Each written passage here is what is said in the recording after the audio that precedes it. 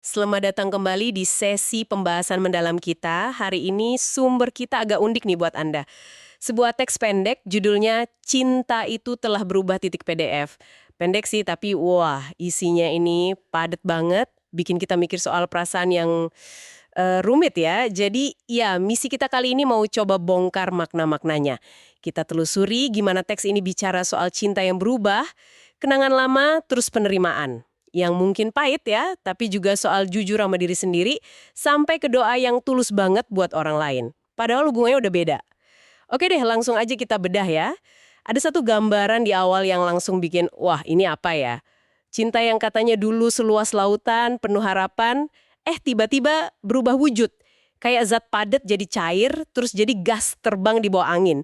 Ini langsung ngena banget kan buat mulai pembahasan kita? Iya, setuju banget metafora pembuka itu efektif sekali ya. Nggak cuma ngasih nuansa, tapi langsung nunjukin tema utamanya, perubahan mendasar.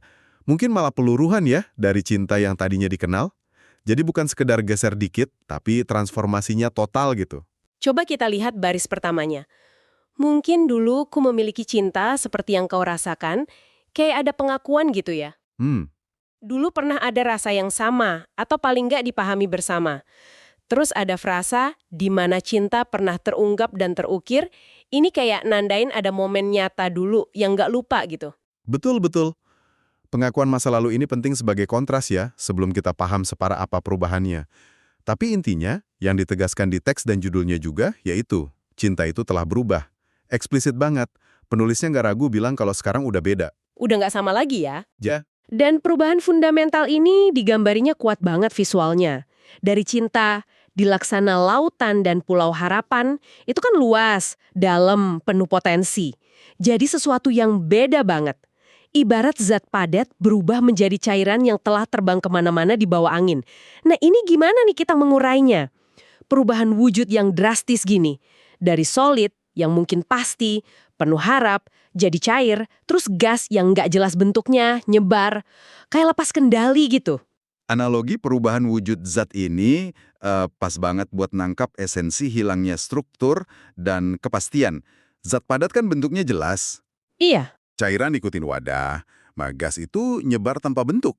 Transformasi dari lautan harapan jadi cairan yang terbang di bawah angin ini, ya bisa kita baca sebagai simbol hilangnya fondasi hubungan itu. Atau ketidakpastian arah ke depan. Atau malah intensitas cintanya yang meluruh jadi sesuatu yang lebih halus. Nggak kelihatan, nggak terikat lagi sama ekspektasi awal. Mungkin cintanya nggak lenyap ya, tapi ya menguap gitu, jadi atmosfer yang beda. penggambaran ini terus berlanjut dan bawa nuansa yang lebih gelap ya. Cinta yang berubah wujud itu dibawa angin untuk membuka jendela kekecewaan dan memberi hembusan pada rantai-rantai yang berdering. Jadi ini bukan cuma berubah, tapi perubahannya bawa konsekuensi emosional yang nyata. Angin perubahan ini malah buka jendela kekecewaan. Kayaknya perubahannya bawa kesadaran yang sakit gitu. Tepat sekali. Jendela kekecewaan itu bisa jadi metafora untuk realisasi yang pahit ya. Momen waktu ilusinya hilang dan kenyataan pahitnya terpampang jelas. Sementara rantai-rantai yang berdering itu, wah, citraan yang kuat banget buat sisa-sisa ikatan masa lalu yang belum putus sepenuhnya. Kayak masih ada bekasnya gitu ya. Iya, bisa jadi kenangan yang terus muncul, harapan yang susah dilepas, atau rasa sakit yang masih kerasa gitu. Kata berdering itu nunjukin kehadiran yang persisten, suara halus dari masa lalu yang masih kedengeran, meskipun wujud cintanya udah berubah. Jadi transformasinya ini ninggalin jejak, bukan perubahan yang bersih gitu aja, tanpa sisa emosi. Menarik ya gimana sisa perasaan digambarin gitu. Kayak gema yang masih ada walau sumbernya udah nggak ada. Rasanya banyak dari kita bisa relate sama sensasi rantai berdering dari masa lalu itu. Dan ini nyambung ke dinamika interpersonal yang berubah yang dibahas berikutnya kan. Penulis bilang, mungkin dulu ku selalu tersenyum padamu seperti kau tersenyum saat ini, tapi kini tak bisa memberi reaksi senyuman itu.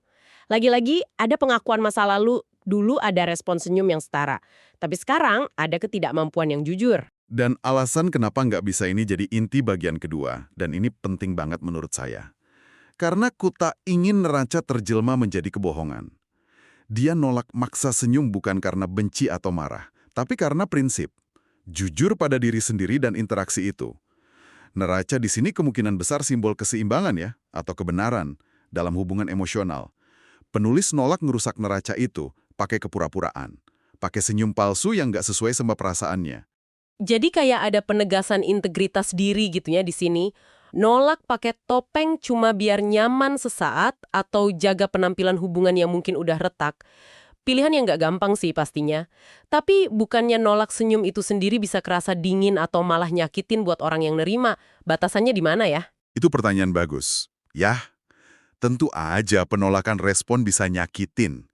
Tapi dalam konteks teks ini, penekanannya itu di otentisitas internal. Penulis kayaknya lebih milih resiko nyakitin lewat kejujuran daripada ngerusak integritas dirinya dengan kebohongan emosional. Ini bisa dilihat sebagai bentuk kedewasaan emosi juga sih, ngakuin perubahan dalam diri meskipun artinya nggak bisa lagi memenuhi harapan lama. Menjaga neraca ya? Betul, menjaga neraca, biar nggak jadi representasi palsu, itu prioritasnya. Pilihan ini nunjukin kalau buat penulis, kebenaran internal lebih berharga dari kenyamanan eksternal. Ini poin penting buat kita renungkan. Soal nilai kejujuran radikal pada perasaan, walau itu sulit. Benar juga, ini maksa kita nanya ke diri sendiri ya, sejauh mana sih kita mau jujur soal perasaan kita di hubungan, apalagi yang pernah berarti banget. Teks ini kayak ngingetin kalau otentisitas, walau kadang aneh atau nyakitin, punya nilai sendiri dibanding sekedar jaga penampilan. Kayak taruhan moral gitu ya dalam interaksi kita. Persis. Prinsip kejujuran pada neraca ini, meskipun munculnya di konteks cinta yang berubah, resonansinya bisa luas ke banyak aspek hubungan manusia. Ini soal gimana kita ngelola perbedaan antara perasaan di dalam sama ekspresi di luar. Nah, setelah kita bahas transformasi yang sakit dan pilihan sulit buat jujur ini, teksnya terus ngambil belokan yang menurut saya dalam banget dan nggak terduga. Fokusnya geser total, walaupun cinta lamanya udah pudar dan dia nggak bisa respons kayak dulu, nggak ada jejak pahit atau dendam sama sekali. Malah sebaliknya. Tapi ku tetap berdoa untukmu. Ini titik balik yang krusial banget. Setelah ngakuin perubahan dan negesin kejujuran diri, narasinya geser dari lihat ke dalam diri ke niat baik yang tulus buat orang lain. Ini bukti kalau akhir atau transformasi hubungan romantis nggak harus berarti akhir dari kepedulian. Masih ada ruang buat harapan baik, bahkan setelah rasa sakit dan kecewa. Dan doa yang diucapin itu bukan doa basa-basi loh, spesifik banget dan penuh perhatian. Pertama, harapan dilindungi Tuhan. Semoga Tuhan senantiasa menjagamu. Kedua, harapan konkret buat kebahagiaan hubungan orang itu ke depan. Memberi dan mendekatkan sosok bidadari bagi hidupmu. Ini menarik, doain pasangan baru secara spesifik. Iya, itu cukup beranu ya. Ketiga, harapan biar cita-cita pribadi orang itu terwujud, serta mimpimu yang diceritakan. Ini nunjukin penulis masih ingat dan peduli sama mimpi si kau. Kalau kita lihat gambaran besarnya, doa ini nunjukin tingkat kemurahan hati dan kedewasaan yang wow, luar biasa sih. Nggak ada sedikit pun egoisme. Nggak ada harapan biar si kau nyesel atau kangen masa lalu. Fokusnya 100% ke kesejahteraan, perlindungan, dan pemenuhan harapan buat orang itu. Ini bisa jadi bentuk cinta yang beda ya. Mungkin lebih platonis, lebih matang, yang muncul dari proses transformasi dan penerimaan yang udah dilalui penulis. Dan disinilah ada bagian yang menurut saya benar-benar wow gitu. Lapisan makna tambahan yang ngangkat doa ini ke level lain. Di bagian akhir doa soal mimpi, itu ada kualifikasi yang spesifik banget dan filosofis. Ku berharap mimpimu itu adalah mimpi para pemberani dalam mencari-cari makna hidup. Ini bukan sekedar harapan sukses atau bahagia biasa, tapi harapan soal kualitas mimpinya itu sendiri. Tepat sekali. Harapan ini lebih dari sekedar doa standar buat bahagia atau materi. Penulis secara eksplisit doain biar mimpi orang itu adalah pencarian makna yang berani.